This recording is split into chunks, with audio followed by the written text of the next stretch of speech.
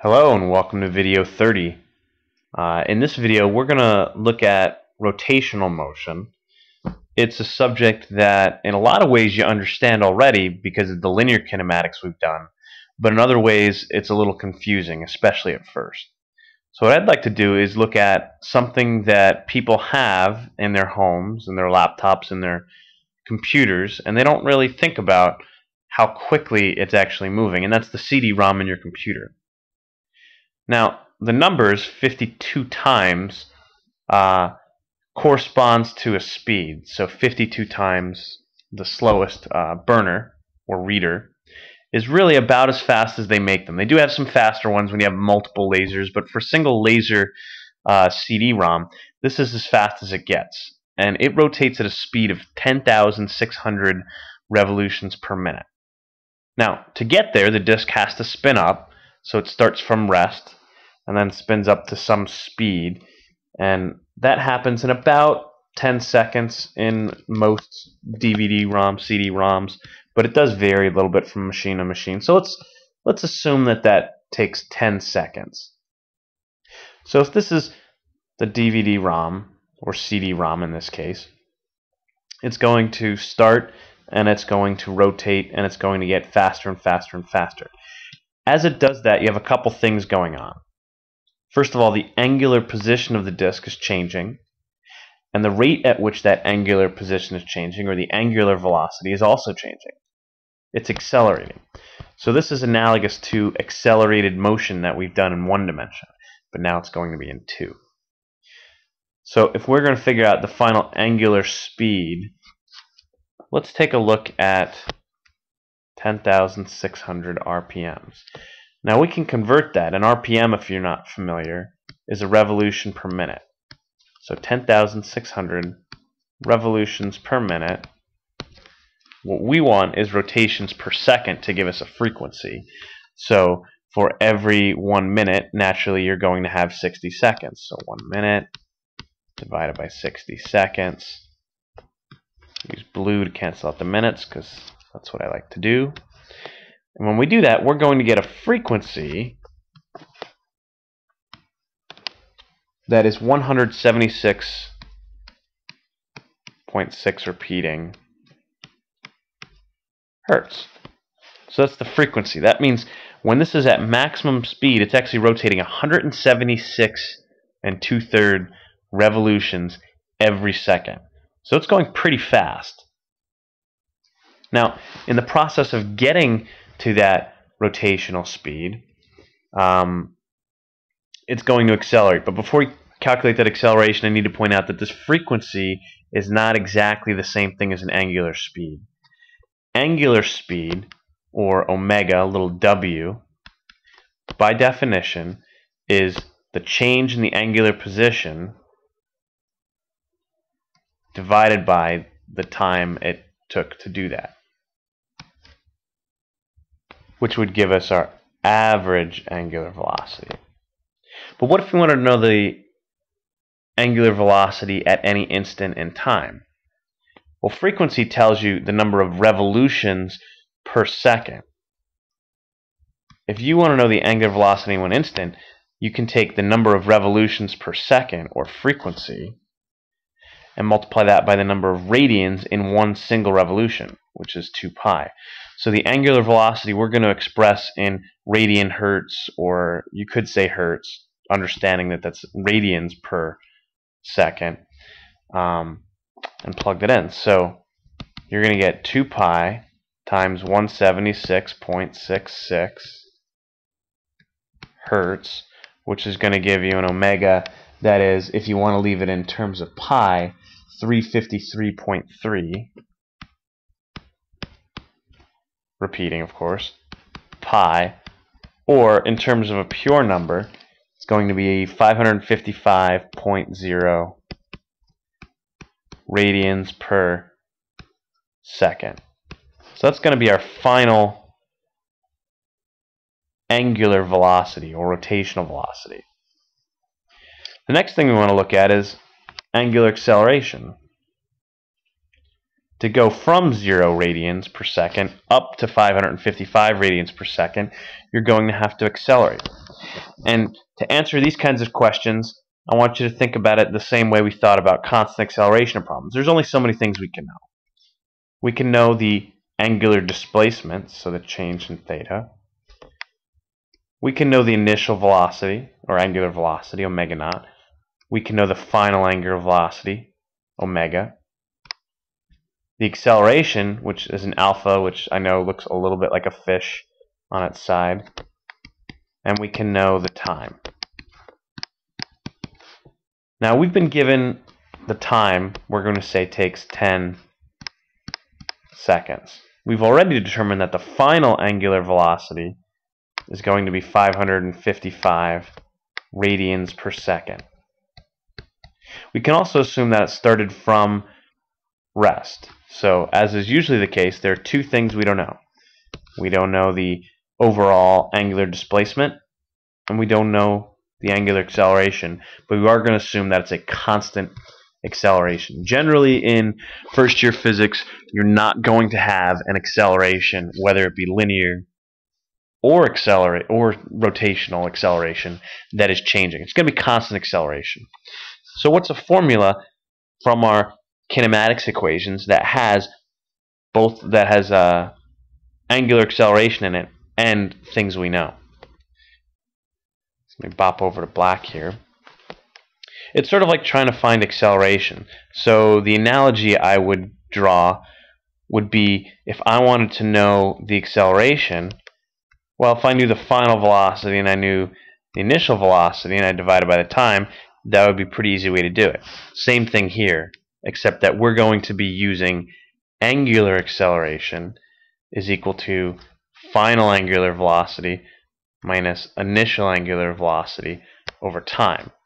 So that's going to give us 555.0 radians per second minus 0 radians per second over the given time of 10 seconds, and that's going to give us 55.5, and the units here are going to be in radians per second squared. So this is the angular acceleration. Now, if I wanted to know the angular displacement, or the delta theta, I can do that. The constant acceleration equation, that's probably going to work best. There's more than one option for you. But let's go with, much like, let me draw the analogy, if I want to know the displacement, it would be the initial velocity times the time plus 1/2 at squared. The angular equivalent of that would be the change in theta, because remember, displacement is the same as change in x, is going to be the initial angular velocity times time plus 1/2 times the angular acceleration times time squared. Well, the initial angular velocity is 0. The angular acceleration we just found is 55.5 radians per second squared. The time is going to be 10 seconds. We square that, and that's going to give us an angular displacement, or a delta theta, that is 2,775 radians. This is the angular displacement. By the way, if I wanted to know the number of revolutions, which I didn't really ask for, but if I wanted to know, I would just take this and divide it by 2 pi, which is the number of radians in one rotation, and I would get 441.7 revolutions. Again, that's not required, but it's just a useful thing to know.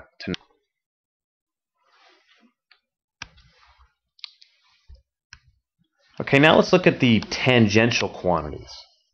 The tangential quantities are related to the angular quantities really by the radius. So if you have an angular quantity, whether it be angular position, velocity, or acceleration, you can get the tangential quantity simply by multiplying by r. So if I want to get the tangential distance traveled, better known as the arc length, even if it rotates more than once, so the s is going to be equal to theta, or really change in theta, the angular displacement, times the radius. So the angular displacement we found was 2,775 radians. And I'm going to multiply that by the radius. Now, a standard CD is 120 millimeters across, which is 0.12 meters. The radius, of course, is going to be half of that. So that's going to be times 0.06 meters. And that's going to give us an arc length that is 166.5 meters. Sort of interesting to think that in spinning up a CD, the outside of the CD travels 1 2/3 of a football field. Sort of a fun fact to tuck away. So in terms of angular displacement, you have a tangential equivalent of arc length. So that's the distance. Well, what about angular velocity? Well, let's solve for the tangential velocity. The tangential velocity at any instant is going to be equal to the angular velocity at that instant times the radius. Now, before you get into the sort of polar coordinate angular measurement definition of finding tangential velocity, it is possible to get it for the distance around a circle divided by the period, which is the time to go around once. But that really only works for a constant velocity. This works even instantaneously. Even here where the disk is getting faster and faster, this equation will always be true. The tangential velocity at any moment in time is always going to be equal to the angular velocity at any moment in time times the radius. So here we're really talking about the final tangential velocity. So we're going to use the final angular velocity, which we determined to be 555 radians per second. So 555.0 radians per second times the radius, again, which is 0.06 meters, and that's going to give us a tangential velocity that is 33.3 meters per second. For those of you keeping score at home, you multiply this by 2.24, and that will give you, because I know people are kind of miles per hour kind of people, 74.6 miles per hour, for anybody who's curious. Now, to get the tangential acceleration, because if you're spinning up, it is accelerating. The actual outside velocity is changing speeds, unlike what we normally start this unit talking about, which is uniform circular motion. So this disk spinning up to speed is not uniform circular motion. Here it is accelerating. And to calculate the tangential acceleration, you take the angular acceleration times the radius. So again, the angular acceleration is 55.5 radians per second squared times the radius, which is 0.06 meters. When we calculate that out, you should get an angular acceleration of 3.33 meters per second squared, which, if you divide by 9.8 meters per second squared, is going to give you an acceleration that is about 1/3 of a g. Not super impressive, but unlike uniform circular motion, the outside of the disk is accelerating linearly. It is getting faster, it's speeding up, versus when it's at a constant speed, uniform circular motion, in the tangential direction, it is not accelerating. But here it is. Finally, let's look at the centripetal acceleration. So again, when something's going in a circle, it's always accelerating. And the reason it's always accelerating is because it's changing direction. Now, this shouldn't be confused with the acceleration we calculated just a minute ago. The tangential acceleration is only present if the disk is spinning and speeding up, and that tangential acceleration is usually relatively modest. The centripetal acceleration, like the word centripetal implies, is always towards the center seeking, and this acceleration is usually much, much bigger than this. So we just calculated the tangential acceleration to be about a third of a g, or 3.33 meters per second squared. Let's see what this is. Now, centripetal acceleration you calculate by taking the tangential velocity squared divided by the radius. So when you plug in the tangential velocity, which was 33.3 meters per second squared divided by the radius, 0.06 meters, you're going to get a centripetal acceleration that is 18,514.8 meters per second squared. If that sounds like a lot, that's because it is. That is a huge acceleration. In fact, if we divide that by 9.8 to get the number of g's, you will get 1,800 or 1,889 g's. To put that in perspective, on a roller coaster, you might experience up to 5 g's. If you're spinning around in a rotor ride, you experience about 2 to 3 g's. Even in a car accident, a bad one, you're only going to experience tens of g's. This is a very, very large amount of force. What it means is you'd be experiencing almost 2,000 times the weight force. This is actually the reason why CD drives aren't faster. It's not that we can't spin them faster. That's easy to do. You just get a bigger motor. The problem is if you spin them too quickly, the force is so big it actually blows the drive apart. The disc literally explodes. And I'm not going to show it to you, but if you search YouTube for exploding CDs, you will find many, many videos. Please do not try this at home. It's extremely dangerous. You get shrapnel, you can get injured. So please don't do that. Now, I want to take just 1 second and show you that another way to get the centripetal acceleration is from the angular velocity. Remember, you can get the tangential velocity by multiplying the angular velocity times the r. So you can always get the tangential quantity by taking the angular quantity times the radius. Well, if I plug this in here for v, you wind up with v equals omega squared over r. Cancel out one of the r's, and you're going to be left with v equals, I should say AC, whoops, equals omega squared r. So you can calculate centripetal acceleration without having to get the tangential velocity first. And we should get the same answer. So when you plug in omega, which was your final velocity, angular, which is 555 radians per second, then we square that times the radius, 0.06 meters, you should get a centripetal acceleration that's the same. When I plugged it in, I get 18,482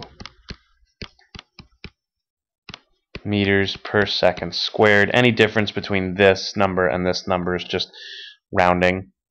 So when you do these rotational motion problems, it's not so much that they're any harder than the problems we've already done. It's just that you're not used to thinking in these terms. Remember, theta is the same as x, or analogous to it. Omega is analogous to v, and